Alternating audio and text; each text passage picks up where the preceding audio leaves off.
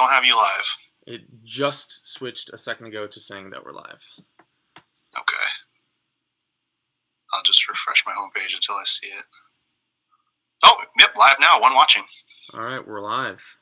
All right. Let me just... All right. So, to anyone who's tuning in at the beginning of this on replay, skip to like 15 minutes from now, because we're just getting everything ready a little ahead of time for when we're starting with all of our participants. So, see you in a little bit. There's a really bad lag on the stream right now. So I was when I was doing it with Kieran, it seemed like there was about an 8-second lag. I mean, like it's like chopped up real bad. It's buffery and stuff. Yeah. Okay. Yeah. And it's how do I fix that? Okay, YouTube is not receiving enough video to maintain. So how would one fix that? I don't know.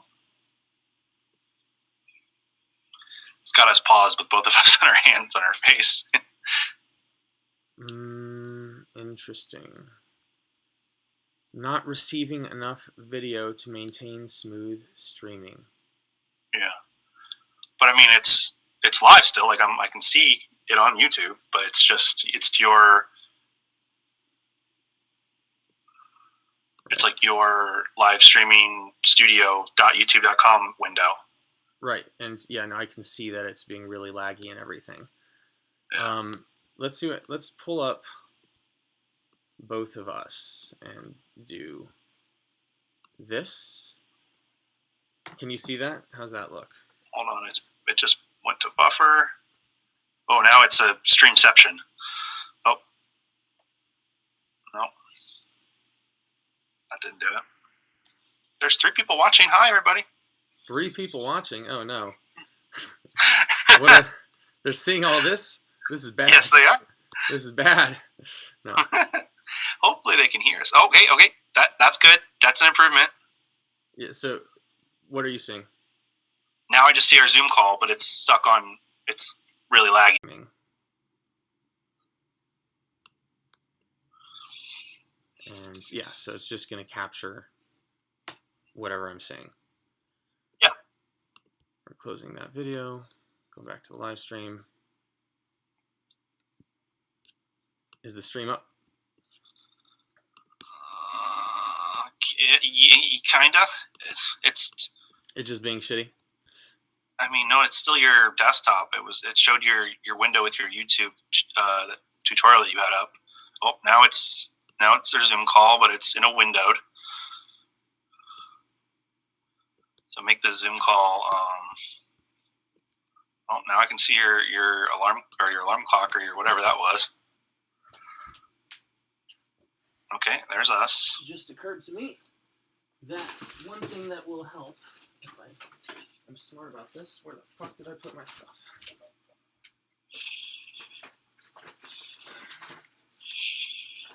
Okay. I can at least write down the stuff that I'm handling so that There's I can... 4 people watching. Hi, everybody. 4 people, did you say? Mm-hmm. All right. Hi, everybody. We're going to get started in like 5 minutes. 17, 19, 21, 23, 25. Judge 80, DA. You know, if our audio is coming through good, you could always just put like an image up on the screen and they don't have to see our faces, they just hear our voices. Yeah, that's true. But I still have to look at the screen for stuff, you know? Fair. All right. Well,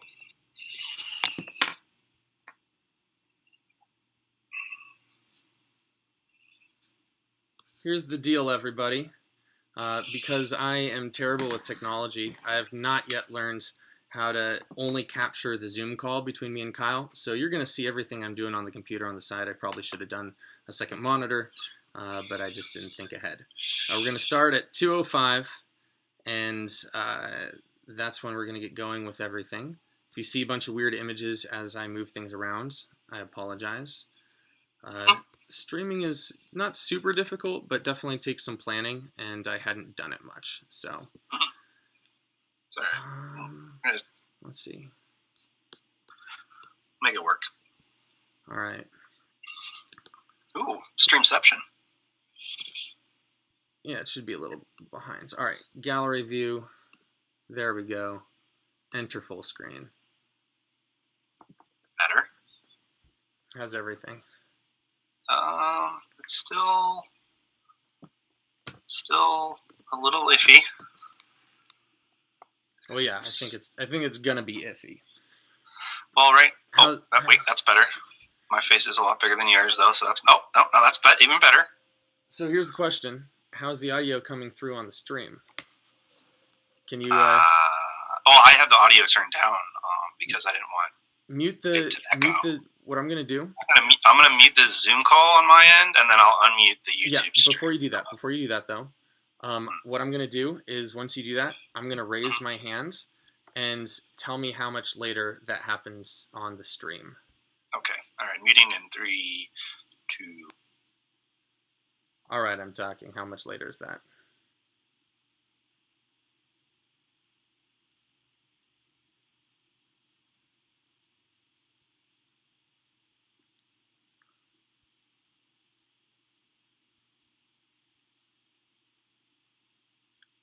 And also, I guess, did you hear my audio? Okay. Yeah, the audio is pretty good. It's definitely good enough. And it's actually more like 15 or 20 second delay. Yeah. And is the audio delayed with the picture? Yes. Like there's sync between our lips and the sound. Copy. Cool. So obviously we should be on. You should not have me muted for the. You know. Yeah. And 15-20 seconds is not bad. So. No, it's not terrible. Let's see. What time is it? 7:03. Yeah, we're good. We're good. It's actually almost 30 seconds, but still, that's not really the worst thing in the world. Right. Especially because we're not like handling stuff. We just have to be able to go look through the questions and comments later. Yeah. No, I mean it's workable, and it's the video quality is fine, the audio quality is fine, so I think we're good. Cool. I'm wondering if I should have set up closer to my router. Your audio is really good. Mine's acceptable. Anyway, whoever is watching, I hope 4 you people all here. are. Hello. Yeah, nice. That's perfect. You know, it's funny. Yeah, and just I've actually had. So people do know we're ahead. So anything you type in the chat, we'll see a little bit later. We'll see it we'll be past that already by the time we see it in the chat, but we'll still see it. You know, it's funny. I had several people actually calling me separately who knew I was doing. Like, I can't make it on Saturday, but how do you feel about this prop? So I was like, all right, well, at least I'm being helpful to people in auxiliary way. Yeah, no, for sure. Well, and like the link like I said, this will just be a YouTube stream. Yeah, I had a couple people ask. You'll just have a YouTube video when we're done, so you can always send people a link or whatever. Yeah. All right. Gotcha. All right. Oh, yeah. My mom. Well, one of the 4 people is my mom. Hi, Mom. Hey. Hi, Lisa. All right. Cool. Well, it's 2:05, and we said that's when we we're going to should start. Go ahead and just get started. So let's do it. All right, rock and roll. All right. So thanks for joining us today, everybody. You wouldn't be here if you didn't know why we're doing this, but just to recap, we are hoping to helpfully break do and make it easy to understand some of the propositions affecting the state of California, as well as some local politicians and judges, things like that people may not know as much about as they like. I think it's a pretty, although I think it seems like a lot of people have done more research than they've done in the past for other elections, it's a pretty common refrain that someone shows up to the polls and knows who they're voting for, president, vice president, and maybe congressperson. But after that, it gets a little fuzzy. So hopefully this will help with some of the local elections, that are important to us and actually have a direct effect on our lives. Joining me is Kyle Abney, my old college roommate. I'll let him introduce himself real quick. Hi, I'm Kyle. We were roommates at UC Santa Barbara together. And kind of just to echo what Greg said, the whole idea behind this was to do a little bit more of the digging in on the research on down ballot races, because some of the measures and some of the smaller races can be a little bit more challenging to know what you want to do when you get into when you're writing out your mail-in ballot, or you're going to go into the polls on election day. So we just wanted to kind of dig into those things a little bit to make it a little bit easier for people, because a lot of that information can be hard to find and hard to parse out. So that's kind of the whole idea behind this. And the way we're going to handle this is sort of podcast style. We're going to we split up the issues. We're going to go one by one and sort of toss them back to each other. I'll do one, then he'll do one, and then we'll talk for each for 2 to 3 minutes. And then by the time we get to the end, we'll sort of keep the ones that we have not researched. We've sort of taken the position as sort of like interested lay observer, like someone who maybe has some knowledge of it, but we've purposely not become experts on those particular ones so that we can be a little fresh and sort of be asking the questions ourselves that you guys might be at home. That being said, please feel free to put any questions in the chat here, or feel free to text us after, or whatever the case may be. We're going to start with the higher profile stuff. In fact, we're going to do the presidential nominations just sort of as like give you guys a sense of how this is going to unfold. We won't spend too much time on that because we assume you guys pretty much know what you're choosing there. But that's just going to be sort of to demonstrate the format. And then we're going to start from the broadest and go to the most narrow. So after that, we'll be doing the statewide elections, followed by LA County, then LA City, so that anyone who's based in San Diego or elsewhere can feel free to dip out at any point. Though again, if you have any questions, please put them in the chat. If we have time while we're going, which is not likely to be honest, we'll answer right then. We'll do our best, but if not, we will for sure be answering all the questions at the end. All right. Anything else, Kyle? Anything you can think of? No, let's get it going. Let's rock and roll. All right. So, like I said, let's start with the national election just to sort of demonstrate how this is going to go. So the election is between the incumbent Donald Trump and the challenger Joe Biden. Trump has run on a campaign of law and order. Joe Biden, while it was sort of assumed at the outset of his campaign that he was running more or less simply on the platform of unseating Trump, has actually become fairly specific policy oriented. Some of the particular policies that Biden has pushed is a plan to be carbon neutral by 2030. He also promises a comprehensive plan on the coronavirus, and he has made an appeal to the idea that the moral character of the country is on the ballot. Donald Trump, who's known for his nationalist and nativist tendencies, as well as being a particular style of populist, has been a little back and forth, I think is the term I'd use, on his approach to the coronavirus. He has yet to come up with a comprehensive plan, and has vacillated between his advisors urging people to wear masks and he himself saying that the United States is rounding the corner. I will remind viewers at home that yesterday the United States actually just set a new record for most coronavirus cases in a single day. So, Kyle, any questions about either of the candidates based on sort of what we brought up? No, I think, like we said, we want to cover that just because it's the most important race probably on the ballot. But, most people, I would say that if you're going to vote, this is the one race where you already knew your decision before you went to fill out your ballot or you went to head into the polls. So just want to touch base on it because obviously it's hugely important, but definitely not one where I feel like we need to break it down much further than that. So thanks, Greg. Yeah, absolutely. Two quick things real quick. First of all, it occurs to me I should mention we are planning to approach this from a relatively impartial point of view. There's likely that through our conversation we will indicate or you will be able to tell what we're voting on particular issues, but we are trying to bring up both sides so people understand the arguments. The other thing is I have not streamed like this before, so I didn't get some of the technical aspects figured out. So you will see me pulling up my notes. And oh no, sorry to let you see behind the curtain, but that's what's going on. So that might actually make it more interactive because they can actually see something moving on the screen. You can see. Okay, this is what's going on next. So, all right, Kyle, why don't you take us away with Measure 14? Okay, yeah. So we're going to cover all the state measures on the ballot in California. The first one is Measure 14. This one is about stem cell research in California.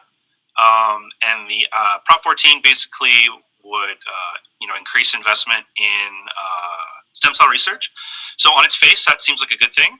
However, the criticisms of Prop 14 are that any amendment to Prop 14 would require a 70% vote. So if it passes, it's basically ironclad. It's very difficult to get a 70% vote in a measure or a proposition election. So it would be very difficult to amend Prop 14 if it were to pass, and it doesn't have a lot of legislative oversight over how exactly the quote unquote money for stem cell research is being spent. So a yes vote approves that money to be spent on stem cell research, and a no vote says no, we will not allocate that money. And the money would come from state bonds, so it would come out of California taxpayer money. So yeah, your yes vote is for that, and your no vote's against it. So my question is, I understand that this seems to be, I guess the biggest problem seems to be lack of oversight, though the intent seems to be something that seems like a relatively so the critics of Prop 14 will make this argument in a lot of propositions, is that if built into a proposition, if there's no built-in oversight over how the money is allocated and spent, that's problematic because the voters who vote on this proposition won't actually know how that money is being spent. There was no transparency. You can't be certain that what they say on the ballot, the money is being spent on, is actually what it's being spent on. And in a lot of these cases, propositions, a lot of money ends up going to administration fees or salaries for the people in the companies involved, and that can be problematic. Based on your opinion, do you think this bill was written sort of, I don't want to say with good intent, but are there sort of, I guess, pernicious interests behind this that are sort of pushing it? The person who wrote the bill is a real estate developer, which is a little odd. The real estate developer would be putting a measure on a ballot about stem cell research. So take that into consideration when you make your vote, yes or no, on Prop 14. All right. Well, thank you. What about Prop 15, Gregory? All right, let's move on to Prop 15. Okay. So this is the Tax on Commercial and Industrial Properties for Education and Local Government Funding Initiative. Now, the nuts and bolts of this prop are sort of based on the idea that there's a specific component of California property tax law, which says that Californians are not taxed on the market value of their property, but rather on the property value of the purchase price. So that's sort of been enshrined in California state law for a really long time.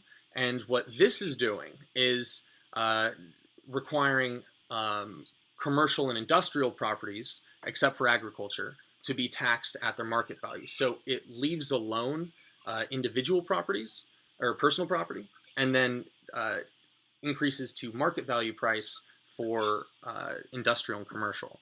Now, there is also an exception for small business. So small businesses who have 3 million or less in holdings in California are also not affected. So this is really a bill that's designed to target larger corporations and larger companies.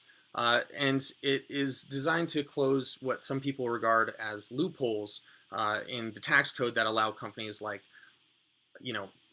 Disneyland, for example, or big golf clubs to pay the same tax that they were paying in 1950 for the property that they bought. So this is estimated to bring in somewhere between $8 and $12 billion in revenue a year to California. For me, I think this seems, while preserving some of the tax benefits of land ownership, which I know is a sort of a central pillar of land ownership, so to speak. I think it does seem to me that it's an effective way to sort of if a liberal proposition is something you're in favor of, sort of redistribution of wealth and stuff, then this would sort of be a step towards equitability in that regard.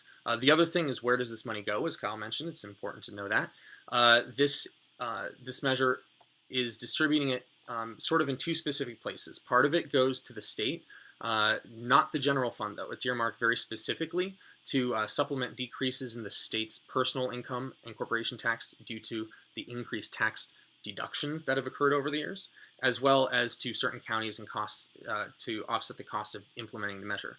The balance, though, which is going to go essentially to school districts. So 40% of that is going to go to school districts and community colleges, 89% to K through 12, and 11% to community colleges. So if you're wondering where's all this money that we're taking going to go, it's going to go primarily to governments and to schools. So yeah. Also, in terms of endorsements, it's endorsed by a wide range of people on the left, everyone from Bernie Sanders, Elizabeth Warren, Joe Biden, Kamala Harris, Eric Garcetti. So it's not like a pet thing of the DSA, but it is definitely on the left side of the political sort of sphere. All right. So it sounds like basically a yes vote is yes, increase taxes, or at least increase the tax rate based on property value of large corporate commercial property holders, exactly, while not really touching the tax rate on smaller businesses or smaller private property owners. Yeah, I think the deduction for, or the exception for small businesses is a big component because obviously that is the same thing for a lot of small businesses as personal income and stuff like that. So I think that's an important deal. All right, Kyle. How about Prop 16? All right, Prop 16. Basically, Prop 16, and what will happen with some of these propositions is that they're entirely written in such a way as to undo a previous proposition. So, Prop 16's goal is to undo Prop 209 from 1996. That was called the California Civil Rights Initiative. It has a nice name, but as a lot of things in politics, nice names don't necessarily mean good things. See the Patriot Act. Basically, the California Civil Rights Initiative, Prop 209 from 1996, what it did was it banned affirmative action in public education, public employment, and public contracting. So you weren't allowed to use affirmative action policy or technique to hire or fill those positions or to bring students into public universities. So what Prop 16 here in 2020 will do is it will undo Prop 209. So basically, your vote, yes or no, for Prop 16 is how you feel about affirmative action in public education, public employment, and public contracting. If you think affirmative action is a good thing and that we should be using it to help balance racial inequality, then you should vote yes on Prop 16. If you think affirmative action is a bad thing and you don't think we should be using it to fill public jobs or positions at public universities, then you should vote no on Prop 16. And that's pretty much it. Just one quick question about that. He's laid it out very succinctly. I guess we don't really have time to get into this here now, but do you have any quick notes on what a benefit or drawback would be for affirmative action, or do you think that's just too complex to get into in this particular moment? Really complex. There's a lot of research. The overall trend seems to be that when you ban affirmative action, and when Prop 209 came into law in '96, there was a dramatic reduction in enrollment in the UC system of Black and Latino students, and that's quantifiable. It's just, I don't have the research in front of me, but I could pull it up and we could link it, put it in the comments or whatever. But yeah, generally speaking, when you ban affirmative action, communities that are more marginalized tend to lose opportunity, and that's just. And so I guess a no vote would be, a very rugged individualist, bootstrappy argument that, people need to find their own way into the UC system without, the government using affirmative action. So and if that's how you feel, then you should vote no on 16. If you think affirmative action is a good way to balance, some of the inequalities, then you should vote yes on 16. Gotcha. Thank you, sir. Yep. You want to talk to us about Prop 17? Yeah, let's do it. All right. So this is about voting rights restoration for people on parole. So California, along with most other states, have a law that people who are incarcerated for felonies cannot vote. So this is fairly standardized. I mean, that's its own argument that we won't get into here, but that's a fairly standard thing that happens across the country. Now, what this is about is currently in California, even people who are on parole or felons who are on parole are still not allowed to vote. Now, the reason that people who support this prop say that is problematic is because parole, by definition, is not meant to be punitive. It's meant to say, okay, you've served your sentence, which is the punitive part, and you are now in the phase where we are attempting to ingratiate you back into society, and that this is just sort of a way for us to keep tabs to make sure you don't, there's no never can pronounce that word, recidivism? Yeah, there we go. Yeah. That you don't sort of fall back into your old ways. But it is not meant as a punishment. So in theory, the proponents of this bill state that it's sort of making equitable a loophole in the justice system, which again, often disproportionately, although it affects every felon in California, it probably disproportionately affects marginalized communities and communities of color. So a yes vote on this is simply to restore the right to vote for people on parole, and a no vote is to suggest that they still cannot vote while they're on parole. This has endorsements from the ACLU, the LA Times, San Diego Union Tribune, and the League of Women's Voters, and it is opposed by the GOP. Any questions? Pretty straightforward. It's not. Yeah, there's not a lot. I mean, that's pretty simple. It's how you feel about voter rights, and if you think felons who have served their time, do you think that their voting rights need to be restored right away, or do you think they need to wait to also serve parole? Yeah, that's really all it is. Okay, I'll jump right into Proposition 18. Take us away. Yeah, 18 is also pretty straightforward. Basically, Proposition 18, what it would do is it would allow 17-year-old citizens to vote in their primary election in California if they will be 18 by the time the general election for that primary comes around. So that's really it. If they're going to be old enough to vote in the general, but they're 17 when their primary happens in the spring, then they can vote in the primary as a 17-year-old. So a yes vote says, yes, this makes sense. 17-year-olds who will be 18 and eligible to vote in the fall should be able to vote in the primary, and a no vote says, no, I don't want them to vote in the primary, even though they'll be able to vote in the general. Yeah, I don't even have any questions for that. I feel very simple. Viewers at home, you got to make your own decision about that. Yeah, there's no editorializing needed there. It's whether or not you think that voters should be able to also vote in the primary when they're going to be able to vote in the general anyway. All right. All right, you want to talk to us about Prop 19? I know this one's a little bit more tricky. Yeah, 19 is tricky. So let's get into it. So 19 is about property tax transfers and exemptions and revenue for wildfire agencies. So this stems, in theory, the reason this is complicated is because there's a lot of different components at play here that aren't necessarily related. In that respect, it's probably not a particularly well-written bill. It's trying to, it's politics, so I don't think it's surprising that people are sort of combining interests here. But that being said, you'd hope that something would be a little more concise. In this case, however, what it's intended to do is essentially think back to all the way back to Prop 15 and the law in California that homeowners are taxed on the property value of the purchase price of their property rather than market value.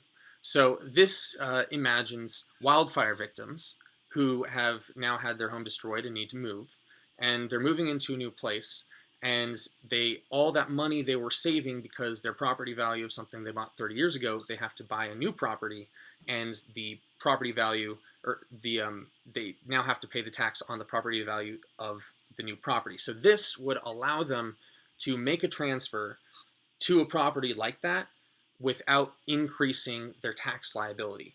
The way that California currently operates is you can transfer your tax liability to properties of same or less value. This would allow it to go upwards. Now, the weird part of, the other thing I should say about that component of this bill is that it also allows for or so where the money goes from the taxes that are raised from this bill, they go into a California Fire Response, a newly created California Fire Response Fund, which at least 75% of the calculated revenue goes there. And 15% more goes to reimburse county for revenues losses related to the measure's property tax changes. So money gained goes to, yeah, that makes sense, I think. 10% is not. Yeah, no, you're good. Yeah, cool. So where this gets it's a tricky prop. It really is. Yeah, the reading value on this was 17th grade, which I think is a first year in a master's program. So it's pretty confusing. So anyway, the other component of this is that it eliminates the current exemption for parent to child and parent to grandchild inherited tax. There's no tax liability currently when a grandparent or a parent passes a property down to their kid. Right. This eliminates it if it is not their primary residence, or if it's over $1 million. So anything under $1 million is still fine, and anything that's a primary residence is still fine. Now, proponents of this bill say that that's a good thing because it's closing the loophole of like wealthy out-of-state people, Saudi princes, corporations, heirs and heiresses from buying big secondary people with vacation properties. rentals or vacation houses. In People buying big properties in California, $200 million mansions in Beverly Hills. Right. And that they only live in for 1 month out of the year or whatever. Exactly. And not having to pay the correct property tax on that because it's being transferred.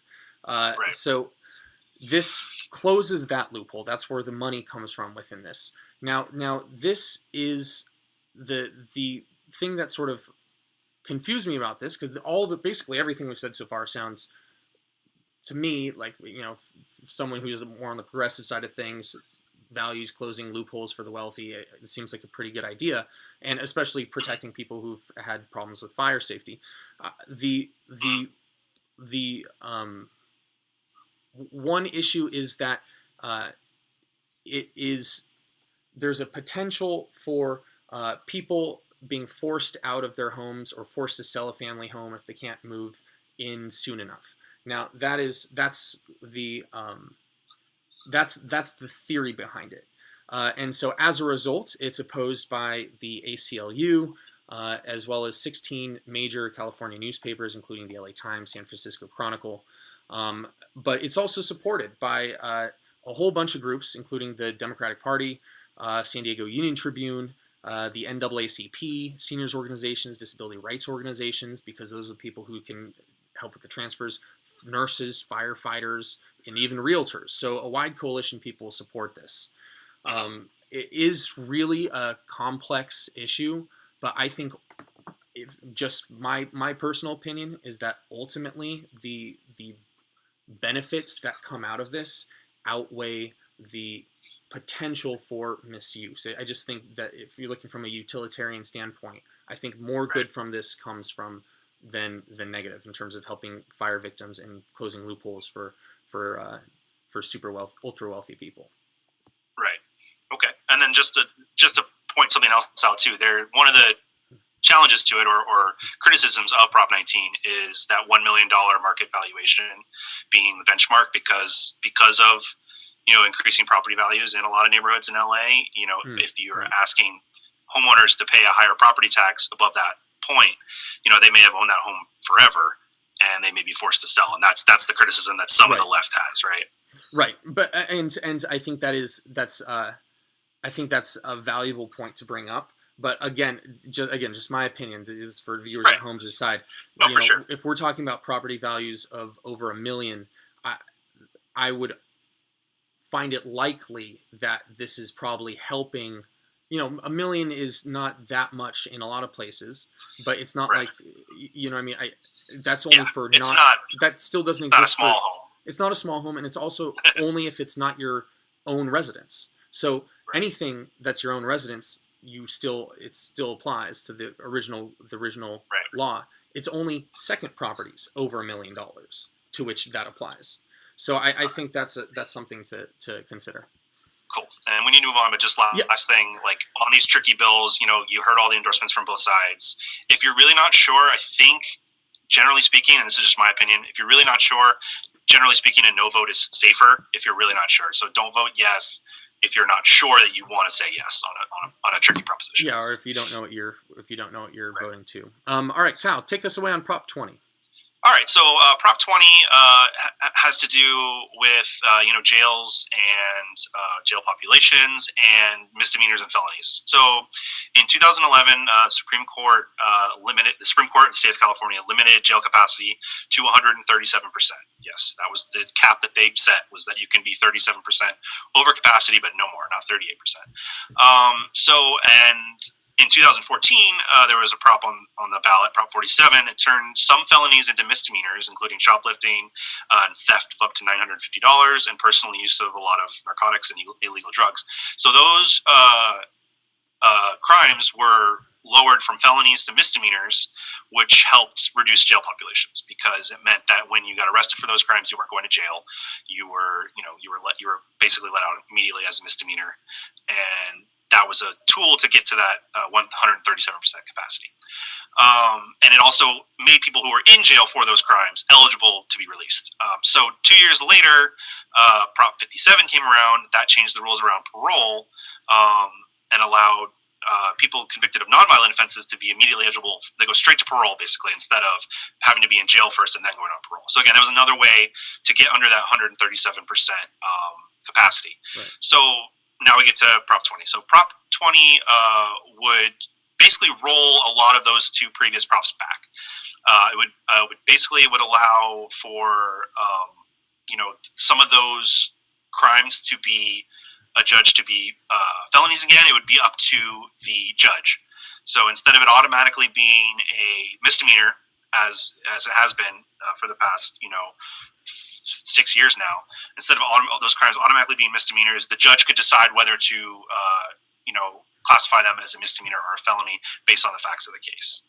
And same with some of those nonviolent offenses that were eligible to go straight to parole. The judge would have the power to incarcerate that person instead, and it would be up to the judge. So people that are in favor of this prop, so a yes vote, would give more power to judges and more power to prosecutors, police, and prison guards. So those are the types of people that support this. That most of the police unions and the prison guards unions in California support this, and then organizations like the ACLU and the DSA and other organizations that support either defund police movements or decriminalization of nonviolent and drug crimes. Those organizations recommend a no vote on this proposition. So that's the nuts and bolts of Prop 20. So the proponents of it, why do they think this is necessary?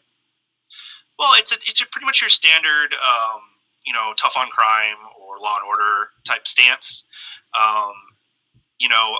There's a belief on the side of the people that are pro yes vote on this, that some of these quote unquote petty crimes that we've made misdemeanors lead to more crime, and so it's a punitive style of criminal justice.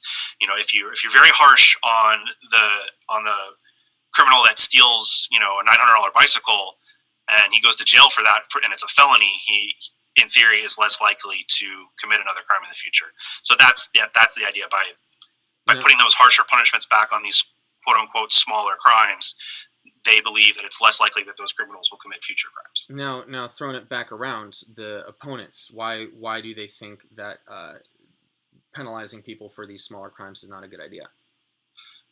Well, there's some data. I mean, I can pull up in some of my research that I did and put links in the comments later. But there's some data that suggests that heavily prosecuting these smaller crimes, especially nonviolent drug crimes, it doesn't really help society. And a lot of these non-violent drug offenses are just people using weed in their home, or they're not really doing anything to really harm anyone. So to aggressively police these crimes is in some ways it's a political tool. One might say that like a statistic for a politician to use to show how tough on crime they were. And in other cases, the types of people who commit these more petty crimes like shoplifting or theft under $950. It's usually and this is anecdotal, but that's usually the type of criminal that made a mistake, not the type of criminal that's a hardened criminal that needs to be prosecuted, to the full extent of the law. So, or one might argue there are that the opponents of this proposition support other forms of rehabilitation and community service as as a way to turn these criminals away from that type of crime without using jail sentences. Understood. Thanks. Yep. So you want to talk to us about Prop 21? This one's another kind of tricky one. Yes. Yeah. I mean, I got the tricky ones. The odd ones were a little harder. The even ones were pretty straightforward. Yeah. All right. So, this is revolving, again, to understand what's going on here, it has to revolve, you have to understand what the Costa-Hawkins Rental Housing Act is. It was a rent control act passed in 95 that essentially allowed local governments to use rent control with certain exceptions, including housing that was new housing, essentially, was not allowed to, and also housing with distinct titles such as condos, townhouses, and single-family homes. So this essentially updates and broadens that a little bit. It allows for, rather than, so the Costa-Hawkins was stopped with anything built newer than 95. It didn't continue to update. This is anything 15 years old or older is allowed to have rent control. Part of the reason why it's probably not a good thing to have rent control on every property is because there is a component of what's called, I don't actually know the proper name of it, but it's the idea that landlords are entitled to a fair compensation for their investment, right? Which makes sense, right? That right. You can't overprescribe. But it needs to be regulated to some degree. Like they're entitled to earn a profit, as exactly. their property that they invested in. But it shouldn't be to such an exorbitant point that you're pricing out people from living. Right. Well, any good government regulation is about trying to find the balance, right? Yeah. So in this case, what it does is it updates the rent control to a progressive standard, right? Progressive meaning continually updating for anything 15 years or newer. Cannot, anything 15 years older can. But it also allows, so one ballot in favor for that helps landlords is during a vacancy, they're allowed to then increase prices by, I think, 15% each of a maximum of 15% each of the first 3 years. If they overprice, then someone won't move in. I think that's sort of not really relevant to the rent control. Well, that's pretty standard in most local rent control policy right now anyway. Exactly. The only time you're allowed to raise the rent, significantly is when, the current tenant leaves and you have to fill a vacancy. Now, the big thing the big sort of component to know about this bill, I think, is that there is, again, an exemption for small landlords. So this is geared towards larger landlords, big rental companies with hundreds of units, things like that. Right. The specific exception is for landlords who have, again, those smaller housing units, townhouses, condos, single-family homes, and I believe, I'm looking for my note here, but I believe it's fewer than 3. So if you have 2 or 1, then you're not affected by this. Which again, I think is for a lot of these people. Don't punish the guy who just bought a second house to rent it out. Basically. Yeah, don't punish people for trying to make their personal income, so to speak. But it does target being able to rent. And so again, this is sort of just another bill designed to create sort of more equitable housing solution while still trying to strike a balance with in terms of not over prescribing rent prices to landlords. Oh, it's also basically just. Go ahead. It's supported by Democrats, Bernie Sanders, Democratic Socialists, ACLU, and also the main groups supporting this or funding it is the AIDS Healthcare Foundation. Interestingly enough. Interesting. So yeah, that is interesting. And so just so I'm understanding, the current rent control policy is that anything built more recently than 1995 is not eligible for rent control, and this would change it so that it's a rolling 15 years. So like That's next correct. year, anything newer than 96 can't be rent controlled, and then so on and so forth. Yeah, that's my reading of it. Okay. And I did find my note on it's a landlord to no more than 2 homes with distinct titles. So, Nice. And I don't think, or subdivided interests. So they can't be like they own one property with 40 subdivisions. It has to be no more than 2 units is what qualifies for the exemption. All right, Kyle, why don't you take us with Prop 22? 22 is one of the more controversial ones because it's written as a response to AB 5, which is the gig economy bill that reclassified gig employees, so Uber drivers, Lyft drivers, DoorDash, people like that who work in the quote-unquote gig economy. It reclassified them as employees of the companies they work for rather than being independent contractors, both for tax purposes and for benefits purposes, forcing these companies to pay them an actual wage. And if they qualify for benefits, then they had to offer them those benefits. And so basically what Prop 22 does is it unwinds, it rewinds AB 5, basically. It resets the gig economy back to the way it was before AB 5, where those independent contractors are independent contractors again. They're not considered employees anymore. So proponents of a yes vote on Prop 22 are those large companies themselves, so Uber, DoorDash, Lyft. They've all spent a lot of money trying to get people to vote yes on this. And I also like to point out that there are a lot of, there's no gig economy union, which is part of the problem, but there are a lot of individual gig economy workers who also support this bill because a lot of those people work these jobs as a second job, or they really enjoy the freedom being afforded to them by being able to work as an independent contractor. And some folks fear that a lot of these quote-unquote gig economy jobs will go away if these companies are forced to pay a living wage. Opponents, so people who want you to vote no on Prop 22 are, your typical pro-labor, more left-leaning groups like the DSA, the Democratic Party, the ACLU, people like that. They want these companies to continue to pay their workers as workers and offer them benefits that this California legislature and the California laws and federal laws treat them like workers, like the laws make you do. And their other argument against this bill is that these companies complain that they won't be able to pay their workers, or they won't be able to operate their companies if they pay their workers as employees. Meanwhile, they spent $181 million on a campaign to get you to vote no on this prop. So it's questionable, to say that they don't have enough money when they have $180 million to throw on one prop in one election. Right. So I just like to point that out. So basically, a yes vote is yes, let's rewind back to the gig economy the way it was before AB 5, and those workers are independent contractors. And a no vote is, sorry, AB 5 is still in place, and they're employees, and you have to pay them, you have to give them benefits. So just to clarify for myself, make sure I'm understanding, this is sort of a bill that, I lost my train of thought a little bit. Never mind.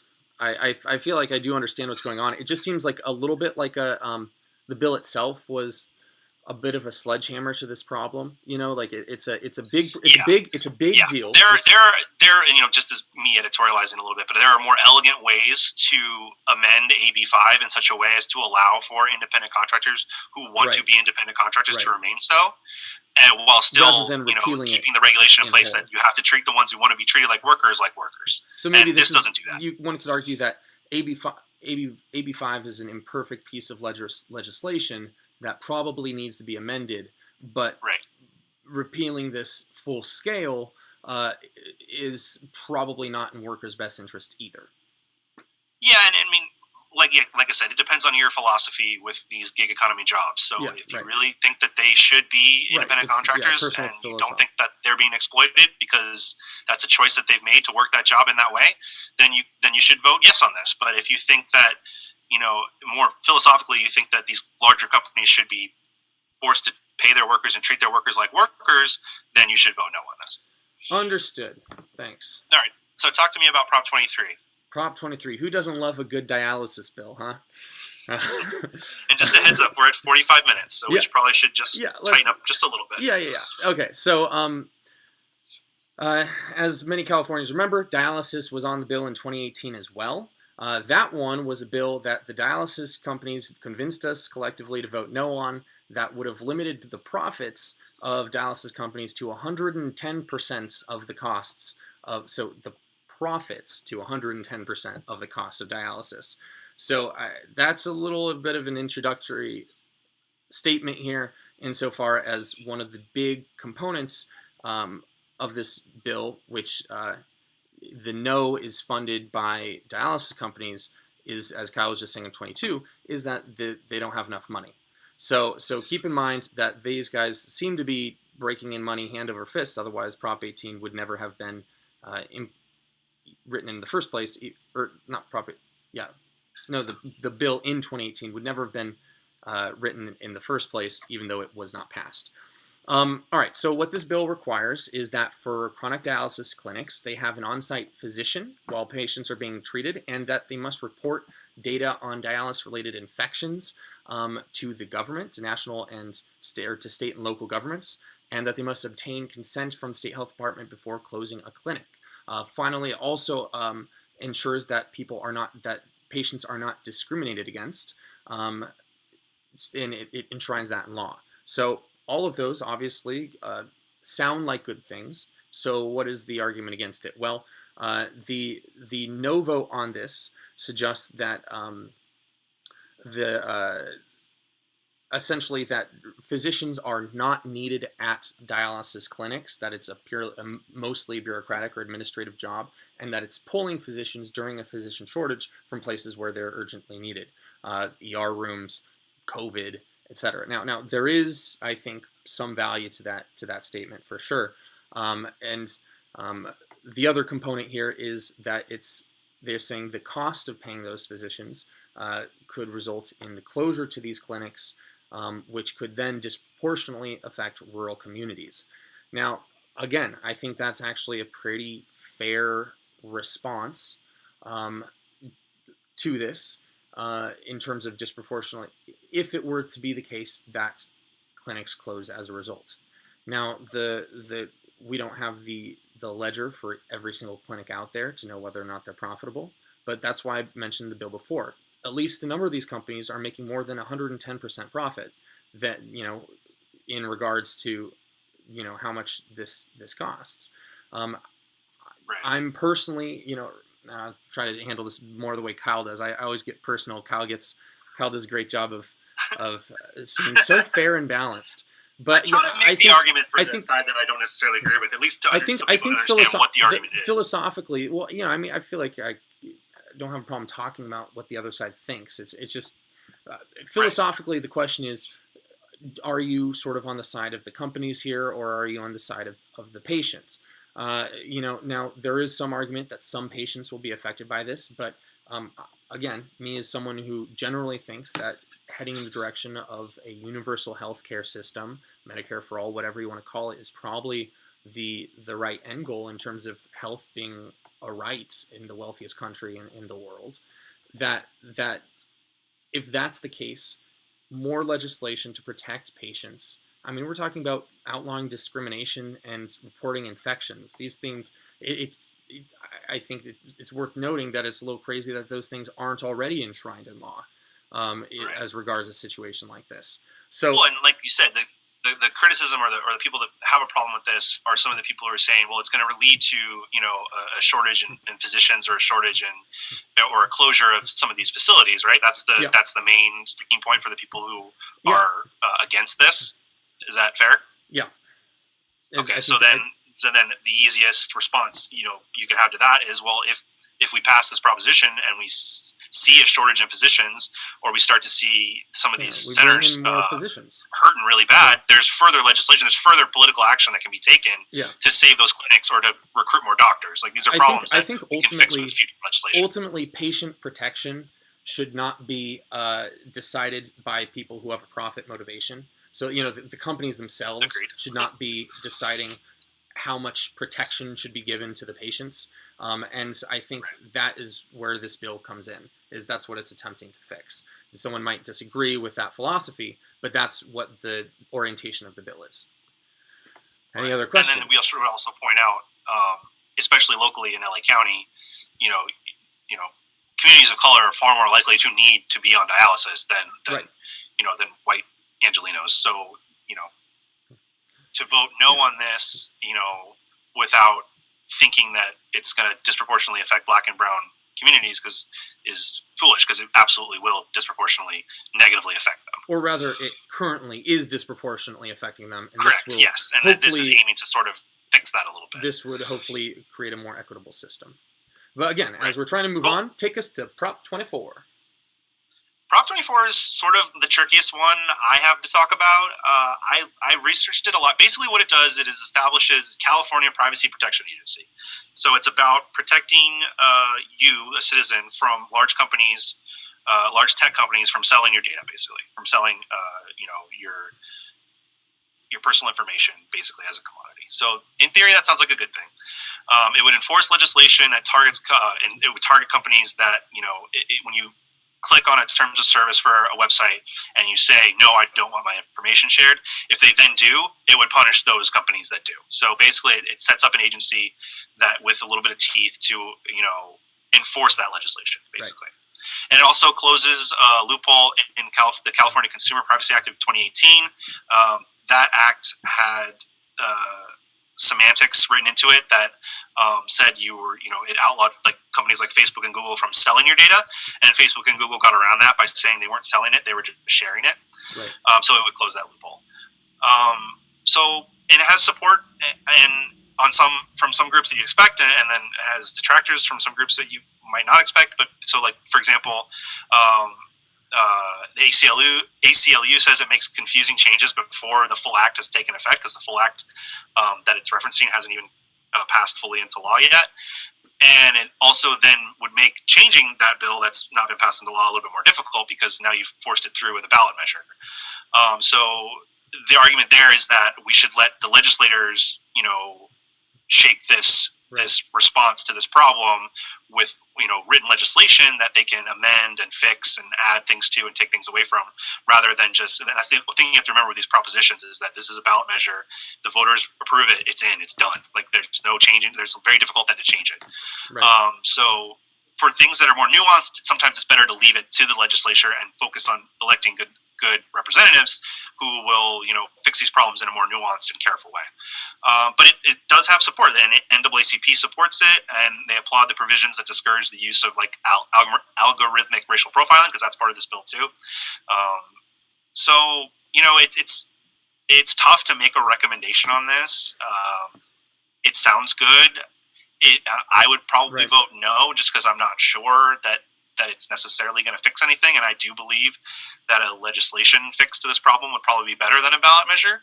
But I mean, there's so basically a yes vote says yes, let's set up this California Privacy Protection Agency, and a no vote says no, let's not do it through this ballot measure. And then obviously, if you still support this idea of fixing this problem this way, it can be fixed with legislation rather than a ballot measure. Yeah, and I mean, it is a hard one, because we all are, I think, aware of how much privacy we've given up to these companies, and how big of an issue. Anyone who watched The Social Dilemma, I think your inherent sort of response is going to be, I have to vote yes on this. So it's probably, but the I guess what you're saying is, the question is, are we over legislating, so to speak, or putting it to a ballot too quickly without really actually knowing what the effects of it are going to be, because this particular law hasn't passed position yet. Is that it's forcing through something that we don't know enough about the effect is going to be. Right. So, and it might end up handicapping us later when we need to make changes, and we can't. All right, cool. Copy that. All right, so last one, Prop 25. Prop 25. All right, so this one is one more. It's the last prop, but this one is also fairly complex. Well, or at least complex in that the people, again, who you might suspect would support it don't. Basically, and to some extent, I should say. Basically, these measures are written in such an arcane way that sometimes it's difficult to know what they're even attempting to accomplish. So in this case, I mean, that part is not super hard here. What it would do is California would become the first state to replace the cash bail system with a threat assessment system. Now, the argument for why a cash bail system needs to be replaced to begin with is that currently the way it's structured, if you're unfamiliar, is when you go to jail for some offense for which you've not yet been convicted or tried. We're talking about when you're arrested. The only way to get out is to have someone pay a certain amount of bail. So you can either pay it yourself or have a friend or family pay it, and then that money gets refunded to you once you go through your trial, no matter what the outcome of the trial is. Or if you don't have the money to do that, then you can either stay in jail or pay money to a bail bondsman who takes a huge sum of money, often the amount or close to the amount of the bail itself. Obviously not in larger cases, but thousands of dollars to essentially get you out that night or get you out immediately. Now, the problem with that is it disproportionately affects people who are living, who aren't wealthy. Like let's put it this way: there are plenty of middle class people out there who, if they were stuck with a $3,000 or $5,000, a $50,000 bail bond, they're not going to be able to pay that, and this replaces it, and so obviously it helps, it disproportionately helps wealthy people, people who can afford to do that. And the argument being that the justice system is supposed to be a justice system. Everyone is equal before the eyes of the law. This shouldn't prioritize one person over another. So this replaced it with a threat assessment system, which essentially, different measures, not that much of a threat, medium threat, large threat, which then a judge gets to decide what. So if you're a low threat, then you're immediately released. If you're a medium threat, it's at the discretion of the judge. And then if you're a high threat, it's still at the discretion of the judge, but certain things require that you stay in jail. It is on the surface a more equitable system. The big question is that from proponents. So, for example, as I mentioned, this is opposed by people you wouldn't expect. For example, the ACLU. The argument here is that it could enshrine inequity, racial inequity, into the law. So because there's not, a system has to be decided for how one defines a threat, people suggest that that will disproportionately affect people of color. That is a potential argument, but I would say that the argument against that is that there is writing in the legislation specifically intended to work against that by making it a scientific method. Now, that doesn't mean it's going to be perfect, but I'm of the, again, getting into my personal thing here, right now we have a system that is absolutely inherently inequitable. And it would be replacing with a system which could be used in a way that is inequitable, but isn't inherently so on the face. So that's really your question there. The DSA in Los Angeles is against it, partly because of another measure, which Kyle will be sharing with you guys in a little bit, that is specific to LA County.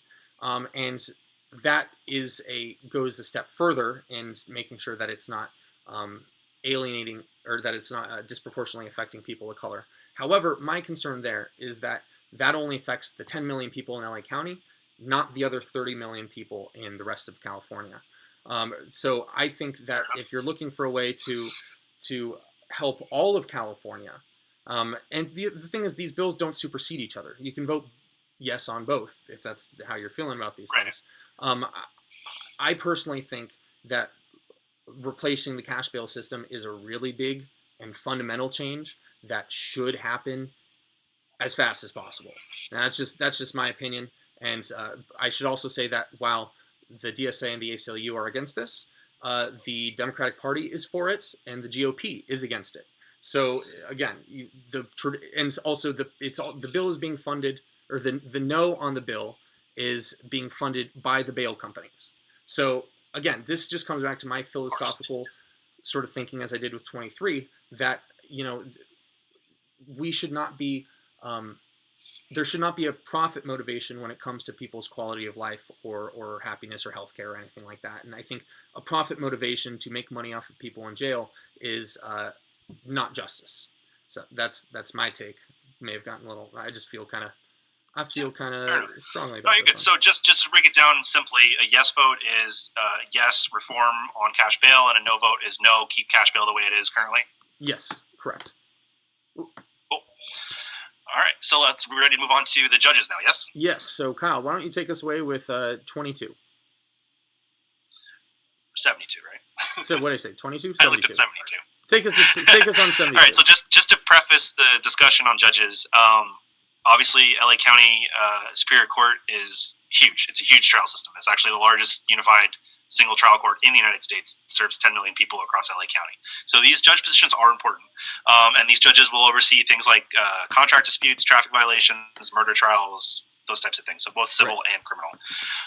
And then the other thing to point out with all of these judge positions is that these are all bipartisan races. These judges are not affiliated with a party. They're not running as a member of the Democrat or Republican parties.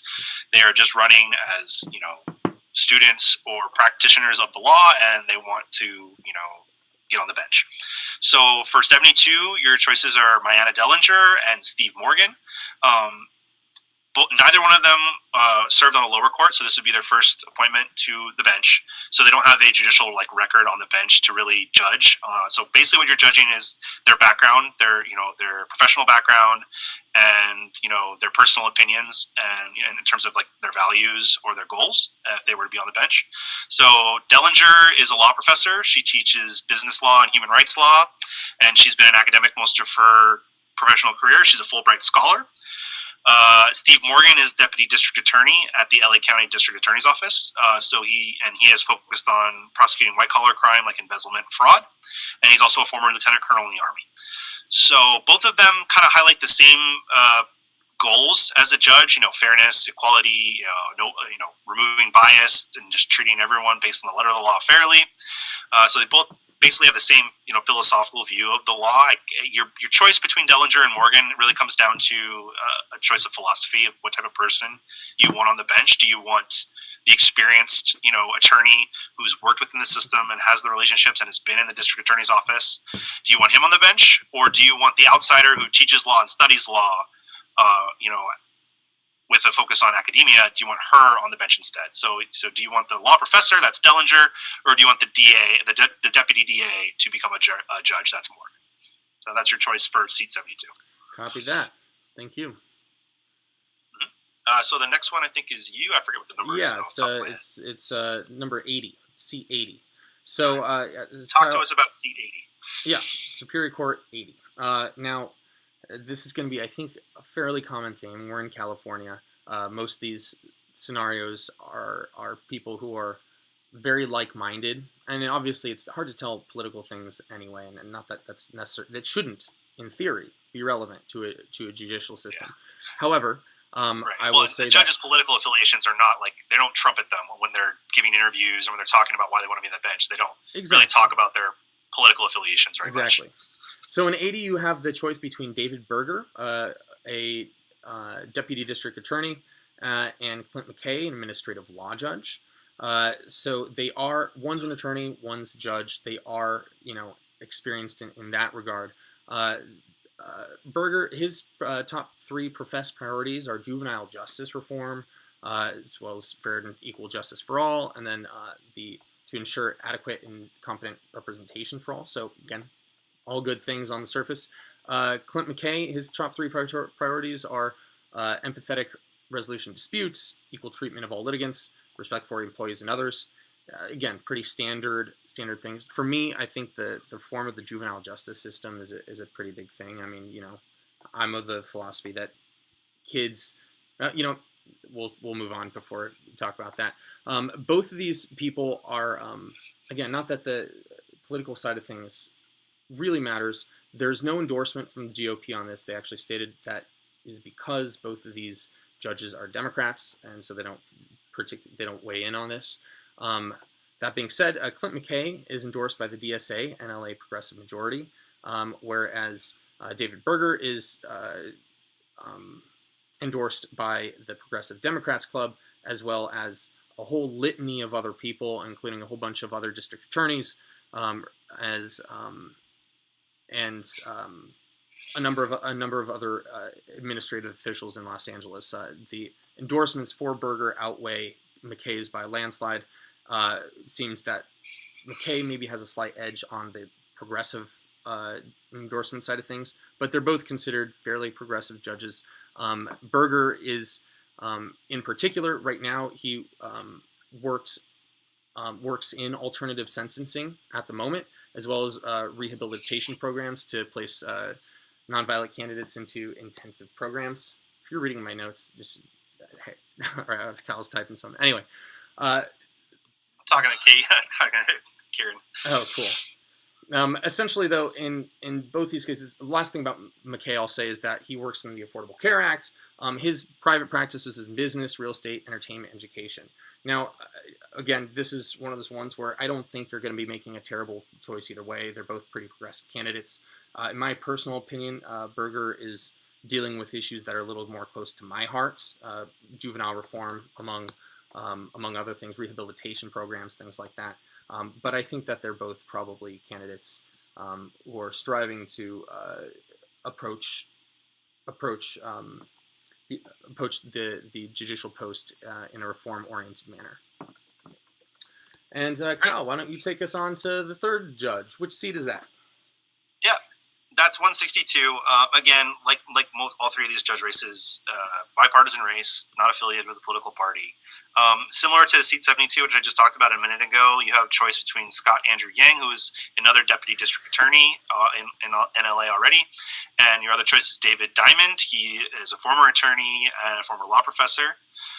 So Diamond was a temporary volunteer judge and still is in LA County, so he kind of fills in. He was also police commissioner for Burbank for 4 years, from 2015 to 2019.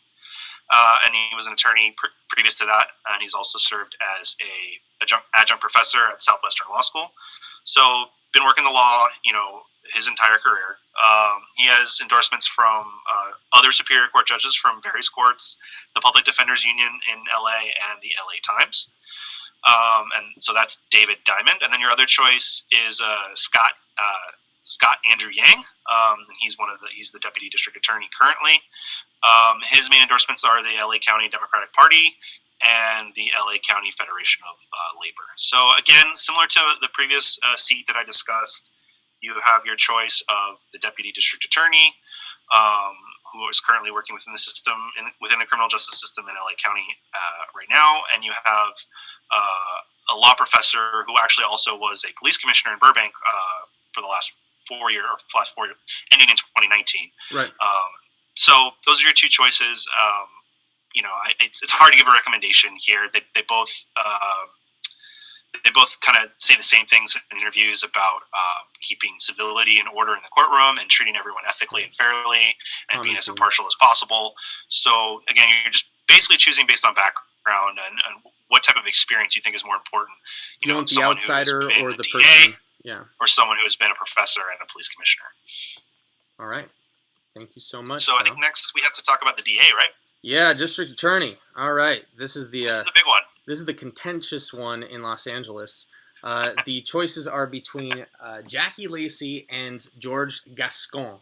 Now, George Gascon, so again, as Kyle mentioned earlier, Los Angeles is the single biggest local prosecutorial office in the country, representing over 10 million people. In case you're slightly unclear on what a DA does, they essentially choose which crimes to prosecute, how to prosecute them, and then spread that out throughout the city, throughout the whole county. So it is a fairly important position. I mean, to put this in context, in the last 7 years or 8 years since Jackie Lacey came into power, they have prosecuted over 500,000 cases just in Los Angeles County. So, without further ado, George Gascon is so Jackie Lacey's the incumbent. George Gascon is the challenger. He's a former DA of San Francisco, so got some good experience for himself there. He pitches himself as a proponent for reform, and he, certain particular things. Oh, he's ex-LAPD, ex-Army. He wants to abolish cash bail. He opposes the death penalty. He co-authored Prop 47, which is the prop that Kyle was referencing earlier, which reclassified some nonviolent felonies to misdemeanors. And he has promised independent and rigorous investigations around police shooting. His endorsements come from Bernie Sanders, Julian Castro, Kamala Harris. So he's, I would say, not quite a progressive darling. DAs rarely are, but he is supported by most progressive candidates. In fact, he also recently picked up the endorsement of Eric Garcetti, the mayor of Los Angeles. So Jackie Lacey, the first African-American woman to ever be elected to the DA of Los Angeles County, has become the target of a number of basically most of the left, most of the progressive left, to try to oust her from office. Now, I came into this trying to figure out, knowing that was the case, but trying to figure out, okay, what is the reason behind this sort of this hatred of Jackie Lacey? Yeah. Why is it so powerful for people? So why are people so passionate about it? Right. Well, you could argue that some component of that probably has to do with trends and people jumping on the bandwagon. Why her? Why not someone else? Sort of thing. However, there are a couple things worth mentioning.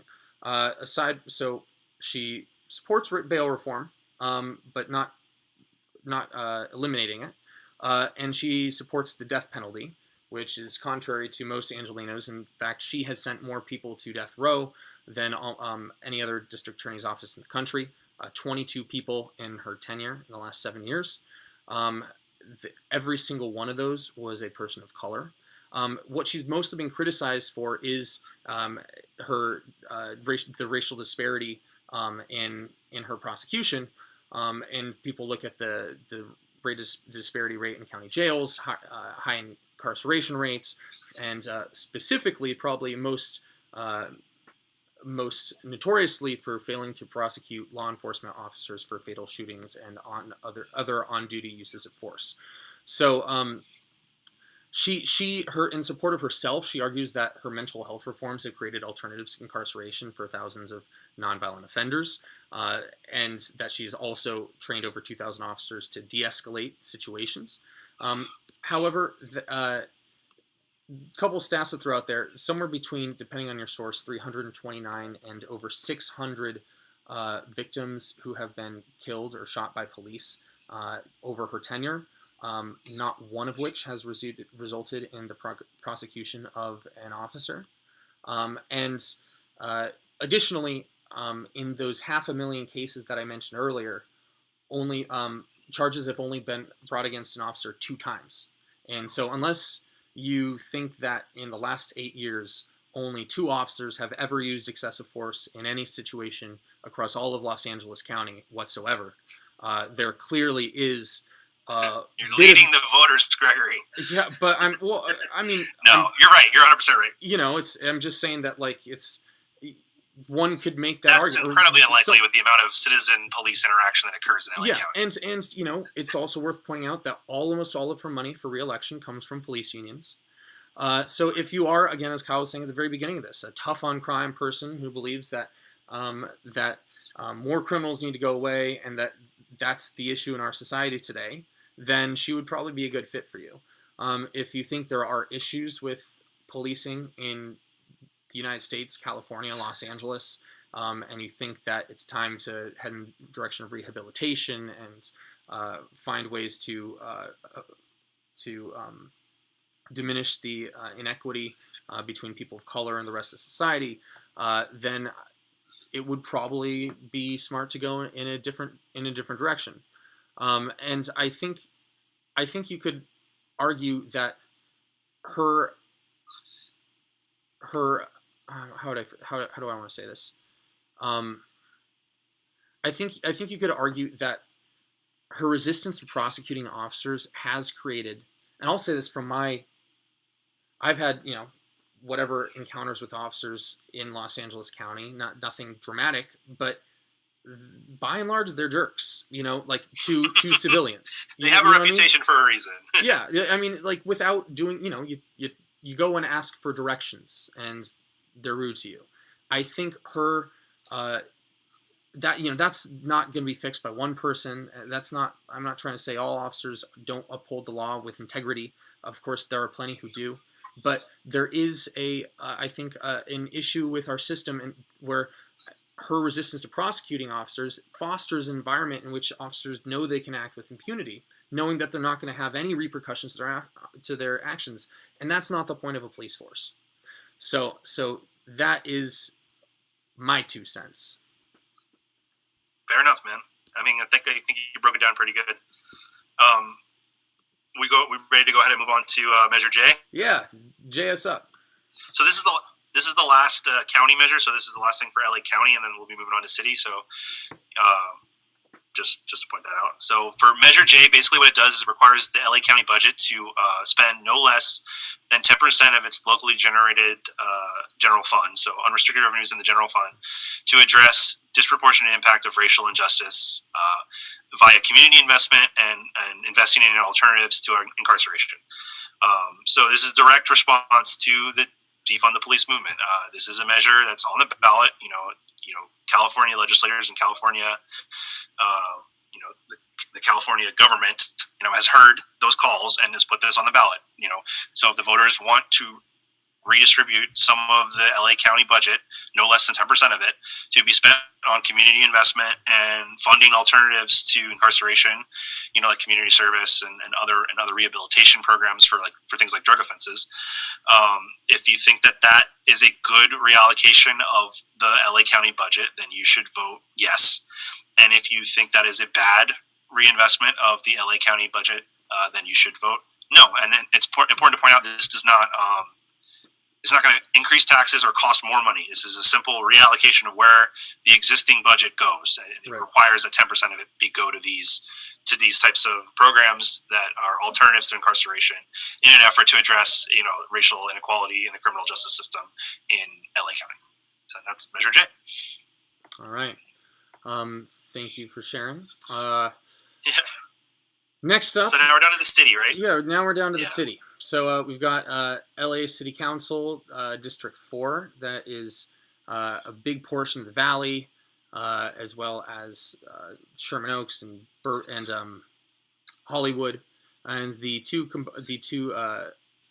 people running are Nithya Raman, the challenger, and David Ryu, the incumbent. So I think it's again, Rahman, but I could be wrong. what? I think your last name, I think you pronounce it Rahman, but I could be wrong. Rahman. Oh, I think you're right. I think it's Rahman. So, anyways, apologies. So, She's not noodles. as again, this is California. This is a race between two progressives. They have very similar stated goals. They both want to divest from the police departments. They both have focus on the environments. But so let's look at where maybe they differ a little bit. Nithya Raman they both have very large focuses on homelessness as well, I should mention. Now,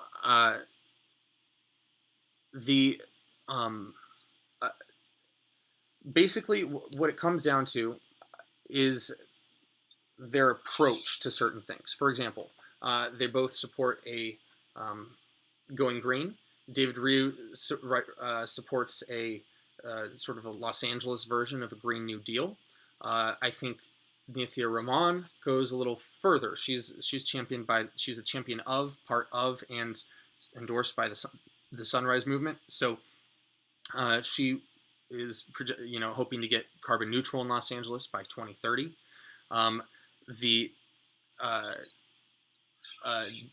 David Ryu, I think, takes a little stronger of a stance on homelessness. That's one of his areas where he's focusing a lot of energy. He wants to create a FEMA-like response. I also think that he is a little more specific in how he wants to handle police reform. He goes a little deeper into his proposals there. Now, again, because these two candidates have such similar stances, what really I think the best you can do is look at who's more specific where, and that's probably a good indication of whether or not they're going to align with your values. So for, I think, in terms of specificity, I think Ramon was actually more specific with her policies across the board. Generally speaking, like her website, everything, she gives more detailed plans for her policy. And David Ryu is the incumbent. So again, it comes back to this question of, do you like the person who's been doing it so far? Do you think things are going in the right direction? Or is it time for some change? The thing is, while Ramon does, on average, I think, have a more detailed platform, Ryu is, as I mentioned, I think, more specific when it comes to reforming police and to the homelessness problem, which makes sense as those are both big topic issues in his district. Ultimately, if you're as far as David Ryu, the Democratic Party, the Sierra Club, the LA Times, a lot of more mainstream Planned Parenthood, Teamsters, literally 1,000 different organizations, everyone from healthcare to firefighters. So he's by a wide range of people. Nithya Raman is endorsed by people who are a little more on the progressive side of things. Bernie Sanders, the Sunrise Movement, the DSA, for example. There's one cool thing that Kyle actually brought to my attention that I should point out the difference between the two of them. Nithya Raman has stated that she's not contributions from special interests, only personal donations. David Ryu has taken in money from special interests, such as fossil fuel companies, et cetera, et cetera, et cetera. Now, that's in itself something that's probably good to be aware of. The whole money in politics thing, right? Generally not a good thing. However, David Ryu, I received an attack ad from David Ryu in my mail recently, suggesting that Nithya Raman does in fact take money from oil companies and other people. Which, of course, immediately I was like, all right, well, that's who's lying, as it were. Well, it turned out that Nithya Raman has a program where she takes in every single donation from individuals, not corporations. She doesn't take any from companies or corporations or individuals. When they come in, each one is specifically vetted, and they determine whether or not those contributions were even from someone who works for an oil company or something like that. And so when David says that she does accept these contributions, it's true. They do then take all of them. However, they must pass muster. And if they do pass the muster and she determines, no, this came from a shell, then they send the money back. So they're pretty committed to that strategy, and I personally admire that. Again, you're probably not going to go wrong either way in this. They're both fair best people.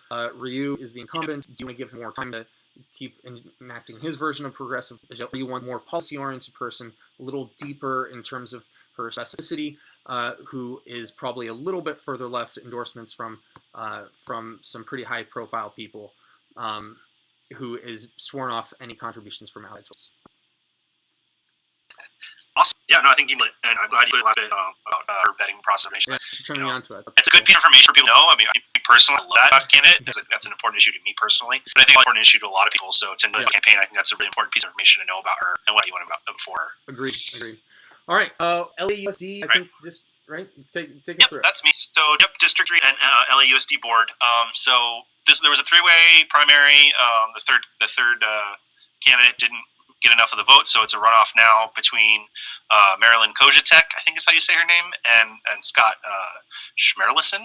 Those are tough last names for me. Sorry. Yeah. So Kojatek's background is basically she leads the community outreach department for Granada Hills Charter High, and she is the charter school candidate. She has a ton of money thrown at this campaign by the California Charter Schools Association. She's the only LAUSD board candidate in this year's elections in all of California, or in all of the LAUSD board. She's the only candidate to have endorsement from the CCSA. So she's the only one backed by the major charter school organization in California. And so they threw $1 million in favor of her campaign, and then another $750,000 in negative ads on her opponent, who is Scott Schmerlison. I'm still not sure. I'm just going to call him Scott.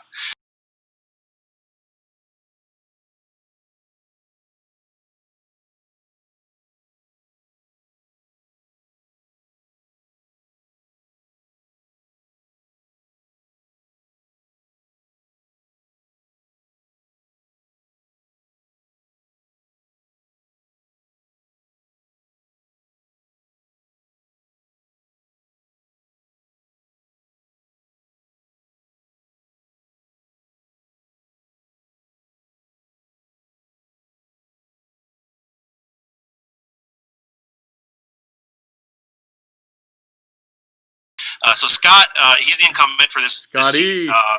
He won the election in 2015. He's a former principal, counselor, teacher. He was, he's very well liked by the teachers union in Los Angeles. He openly supported their strike in 2019. He's faced some criticism for like personal investment in companies like Altria, which is a tobacco company that also has major stake in Juul, which obviously Juul is a company that is facing some issues, especially with regards to students, kids. So that was problematic, but he did sell that stock after it was, after that criticism was raised. So basically your choice here is between the public school guy, who's the incumbent, Scott, and who's been in the seat, he's the incumbent, or the charter school, the woman who is supported by the charter schools, and that's Marilyn Kojatek. So really it kind of depends on how you feel about public schooling in LA in general. Do you favor the traditional public school system and how that operates, and someone who's going to sort of defend those policies and those philosophies, that's the incumbent, Scott? Or do you think charter schools are a better option, and someone who's going to push for more funding and more of a shift towards more charter schools, then you would probably favor Kojatek instead? It's interesting because that's something I think a lot of people probably don't know as much about as they'd like. We don't have time to get into it here, but I think it's generally speaking, people progressives tend to be against charter schools, and conservatives tend to be for charter schools. The irony here, just personal anecdote, is that my high school, while it was a public school, it was also a charter school, and was the rare example of it being used and maximized in a way that it really, really helped the situation. So I have a hard time looking at charter schools as being entirely negative, because, and I'm not saying you had a good personal experience with them. Yeah, right? I don't mean even just that I had a good time there. Like, the school got a lot better, helped a marginalized community substantially. It was a very diverse school. So it's interesting, but I think generally speaking, from what I know, although I would have to do more research myself to really be able to speak about it, that the charter school system is a system that generally disadvantages the charter school, the public school system. Well, and the big criticism also being that it's a band-aid. It doesn't really solve the problem of poor public schools. We're going to give them a charter school an option to go to this charter school instead. It's like, okay, but the underfunded, struggling public school is still underfunded and struggling. So right. you offered an option, but you didn't solve the problem. Why don't we solve that problem for all of the schools, so to speak? Right. Yeah. Right. All right. Cool. Okay. So LA City Council board member, seat 1. Yeah. All right. So there's 8 different members running for this seat. Wow. Now, I'll run through the names really quickly, but I'm not going to go through all 80 candidates. The names are Tori Bailey, Richard Cuevas, Karen Hernandez, Jessica McCarnes, Antonio Paulo Sanchez, Sharnae Tunson, and Marjorie Shaw, as well as the incumbent, Andrew Hoffman. Now, I was looking for some way to differentiate to how to get through this quickly, and only 3 candidates had really put much literature out there about themselves.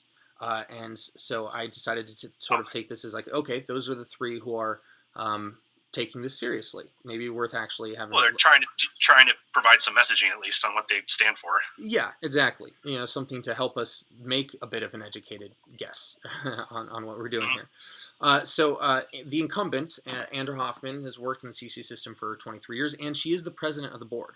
What that tells me is that if you like the CC system as it currently is, if you think they're doing a good job, then she's probably someone to keep in there. Now, are they doing a good job? That's a harder question to answer. I'm not going to go one direction or the other myself. No, that's not our job. but it is. That's the question being asked. That's here. The question. Yeah, that's the question. Andra herself has argues that she's fought to keep fees affordable, that she's led the effort to make a better base from which the students can transfer to state universities and colleges, and that she's expanded job and career programs, created an LGBTQ advisory group, authored resolutions to protect DACA students, and support the creation of a Dreamers Resource Center for all 9 LACC campuses, as well as facilitate the district's first African American outreach program. It reads a little bit like her CV, but frankly, if you got all those things on your resume, put them out there, right? The other two candidates who I took a little time on, one is Karen Hernandez. She's an LA native. She's dedicated most of her working career to working in education, K-12, college students. Currently she works with the City of Los Angeles Department of Neighborhood Empowerment. And she's arguing that there has not been enough budget accountability in the LACC system. She's wants to create a more equitable and inclusive community college district. And she thinks that students have not been given the resources outside of the academic to be able to be operating at the level that they need to be. So she thinks that the $5 billion budget has been mismanaged and has rewarded special interest groups and stuff like that, and that we need to help students who are facing housing insecurity and low, not great access to technical programs and low transfer rates. At least, again, by her estimation of that, so to speak. The third one is Sharnay Tunson. She is also an LA native.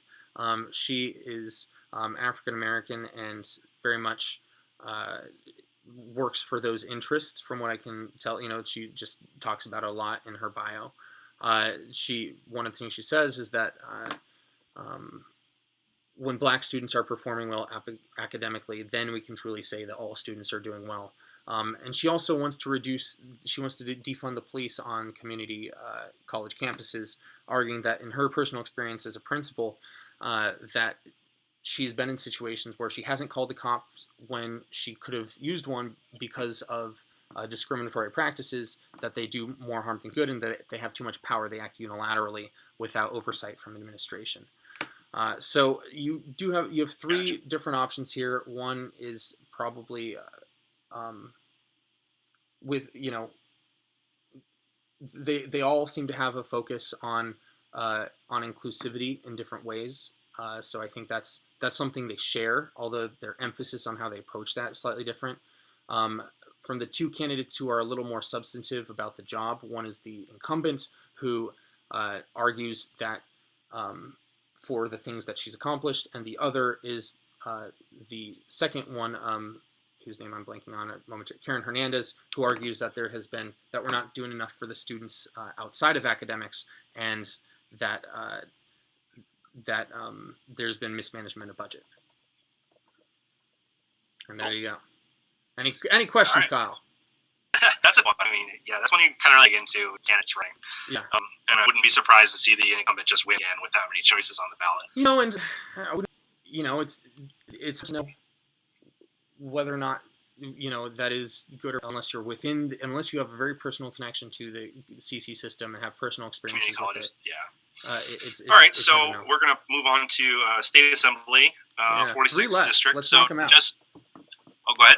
I said 3 left. Let's knock them out. Oh, yeah, we're almost there. All right, so the State Assembly, just in case you don't know, it's the lower legislative house in California. It's the House of Representatives in California, basically. Right. So for the California government, it's the lower legislative body. Locally in the Valley, in Sherman Oaks, Studio City, that's the 46th District, and your two candidates are Adrien Nazarian and Lanira Murphy. So it might be Nazarian. Nazarian is the incumbent. He's been in office in this position for 8 years. His family immigrated to Southern California from Iran, and he went to UCLA for undergrad. He has a BA in economics. Before he had this position as a California State Assembly member, he was chief of staff for Paul Krikorian and for Brad Sherman, who is the current House member for this same district. So he has a background working with the establishment Democratic Party in Los Angeles, and has enacted similar policies and holds similar positions to those people that he chief of staff for since he's been the California State Assembly member. Lanira Murphy, his opponent, has never held public office. She graduated undergrad in 2010 from UNC Wilmington. And then she moved to Southern California in 2010, and she has a She got her master's in political communications and educational leadership from CSU Northridge. And she is a teacher. So, career politician in the incumbent Nazarian and former teacher running for office in Murphy. Nazarian kind of fits the mold of your classic, liberal, centrist Democrat. They both locally have essentially the same platform. They both highlight fighting homelessness, either addressing or replacing AB 5, which is the gig economy bill that we've talked about a lot today. They both want to protect and expand affordable housing in the district, and they both want to create jobs locally. So, if you think only locally and only for this race, it's really a toss-up. They're both pretty good candidates. Right. It comes back to something that we've talked about, though, especially with these local down ballot races, is that, a Nazarian's been in office for 8 years. So if you think that the homelessness, the affordable housing, the local jobs problems have moved forward enough for you in the past 8 years, and you think Nazarian's moving that in the right direction, you want him to keep going, then you vote Nazarian. If you think that he hasn't, that not enough has changed locally on those issues, it's great that he supports those things and wants to fix those things. But if it's been 8 years and you don't feel like those things have changed enough, then maybe it's time for some new voices, and then maybe you want to vote for Murphy. So that's kind of your choice there. It's a little bit of philosophical, and they are a little bit different. Like I said, Nazarian's more of a traditional establishment Democrat. Murphy more fits the mold of a Justice Democrat. She's pro-Medicare for all, pro-union. She's heavily in favor of campaign finance reform and police and criminal justice reform. So she's definitely more progressive, further left than Nazarian, but they're both, solid Democratic candidates, as is common in these local races in LA especially. Right. All right. I can't think of any questions for that one. It's pretty simple. Next one. So the next one's our big one. Well, a big one. Yeah. The U.S. representative from the 30th District of California, Brad Sherman versus Mark Reed. So this is this is who goes to Washington, Mr. Sherman or Mr. Reed. Now, one thing to mention: so Mark Reed is the member of the GOP. Brad Sherman is a Democrat. Mark Reed has lost this race in the same race to Brad Sherman in 2012, 2016, and 2018 by increasingly large margins, which I just think that's kind of funny. Not to editorialize too much, but it just that makes me laugh. Because here he is, maybe fourth time's, the phrase, fourth time's the charm. So, so Brad Sherman has been in this seat, or the seat has changed names, but he's been in this seat since 97. So he's been the incumbent here for a really long time. He is he's a member of the Progressive Congress, the Progressive Caucus. However, I think it would be safe to say he's among the least progressive members of the Progressive Caucus. With it, whatever that means. He's too far left to be centrist. Least left of the left group. Yeah, he's too far left to be centrist, but he certainly would not fit in the mold of like an AOC. The biggest departure he has from traditional progressive, the contemporary version of what being progressive means is his opinion on Israel, which makes sense. He's Jewish, so he does not support the BDS movement. And he is, which we should just point out is boycott, divest, sanction. It's it's a pro. Yeah, thank you. Well, it's a Palestinian rights basically movement. Yeah, it's a Palestinian rights movement. And let's just point out that getting into the politics of the Middle East is not the scope of this conversation. The point of what we're doing here. The criticism of. Yeah. That being said, he has led legislation on sanctions against China and Iran, officially recognizing the Armenian genocide. I think that's a good one, personally. He's 100% rating on the Sierra Club, the Human Rights Campaign, the Brady Campaign Against Gun Violence, California Teachers Association, Internet Piracy, which is, I wonder if that has more to do with whose constituents are in Hollywood. He's anti-cryptocurrency. He's anti-cryptocurrency, which, again, I think, well, let's get I don't want to get too far into that. But he's a staunchly Democratic dude. Got his JD from Harvard Law. The committees on Congress are the Financial Services Committee, or the Financial Services Committee on Foreign Affairs, and the Committee on Science, Space, and Technology. Currently, Mark Reed, aside from having lost his race, 4 times in the last 8 years. Exactly. He's a traditional small bank conservative. So he it's hard to say exactly where his platform lies. As a copy of his website pointed out correctly, that's pretty touches.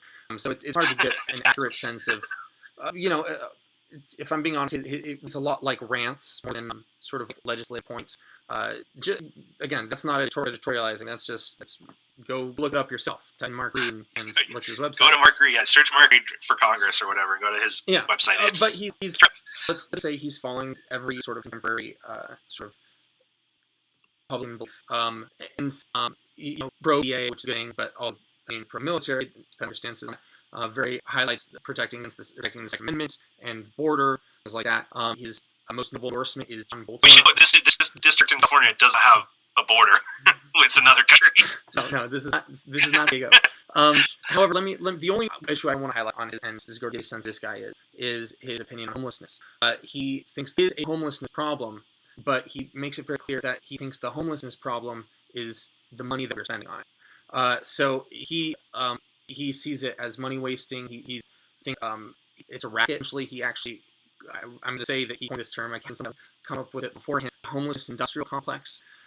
So he. I'm sorry, that's just loony. Yeah. I mean, and it's tempting to get kind of jokey about it because it's kind of silly, but in this more serious sense, he wants to do sad things. Like he wants to relax a ban on sleeping on sidewalks. And his general attitude, from how I can tell, is a prioritization of money over people. He's just very callous to his literature and the way he talks about it. He calls them. That's the truth of conservative politics at large is money over people. Yeah, he calls homeless people drunkards and they're tents, brothels, and that they're all pop-up drug. Agree with him on a number of issues, but again, this I think a reflection of its sort of Trumpian style of politics, where it's aggressive, scene, and how you talk about people. And so I want to highlight that in terms of who this guy is, in terms of the way he approaches these things, even if one disagrees politically. And to point out, it's incredibly likely that he wins the race anyway, so I don't really need to. Probably to spend as much time as we did on it, but very, very high. And I think we have one last one, right, from you. Is that correct? Just one thing, yep. It's another measure, but it's for LC only, so that's why it's for RR. And let me just make sure I have my right notes up. I do. Okay, so basically, this is the Los Angeles Unified School District Infrastructure Bond Measure, RR. So basically, it would authorize the LAUSD to issue $7 billion in bonds to update classrooms, labs, and technology for 21st century learning. So it would reduce asbestos, earthquake, water quality hazards, and it would replace and renovate aging school classrooms and buildings. So the most important thing to look at with this measure, and we mentioned this at the beginning earlier with California measures, is there written into the measure protections for the money to be spent on what it says is going to be spent on, and to make sure, and oversight to make sure that happens. So $40 million of Measure RR is specifically earmarked for independent audits and legislative oversight to make sure the bond money issued is spent as intended. And the measure is also written strictly to strictly prohibit the money to be spent on anything but facilities.